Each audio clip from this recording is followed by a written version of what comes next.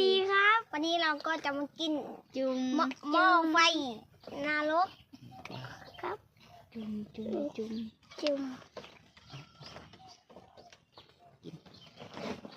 นี่ครับผมกันจะลองหยิบใส่กินด้วยครับ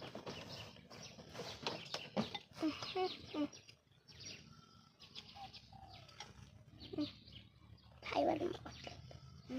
นี่ครับมันจะไปมันบ่อยแห้งแต่มันก็แห้งอยู่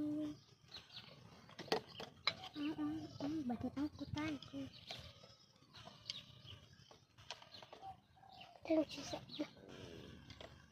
บดูแสบตัวเอาหมีไปก่อนก็ได้อีกผูกจะเป็นเส้นยาวขนาดมียังบ่เส้นยาวก็เส้นยาวอยู่ปกโตบันไดมากภาษาเฮ็ดยังกับมันบันไดเฮ็ดยัง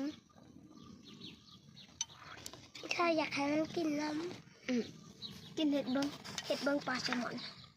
นี่ปลาแซลมอนกินปลาแซลมอนดิบไหมไปใจ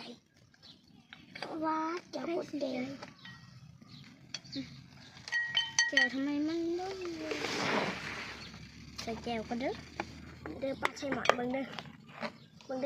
ฮะปลาแซลมอนมันกินดีเปลือยบ่อพี่มันจะกินดีนี่เชอรี่มันทอยมันเป็นปอบหวานเจี๊ยบปลาแซลมอนคอยไปใส่เร็วดีเด่นมันขี่ปืนเล็กพักบอกมาดิกดไลค์กดแชร์กดติดตามกดตามหัวใจกดคอมเมนต์นำกดติดตามนำ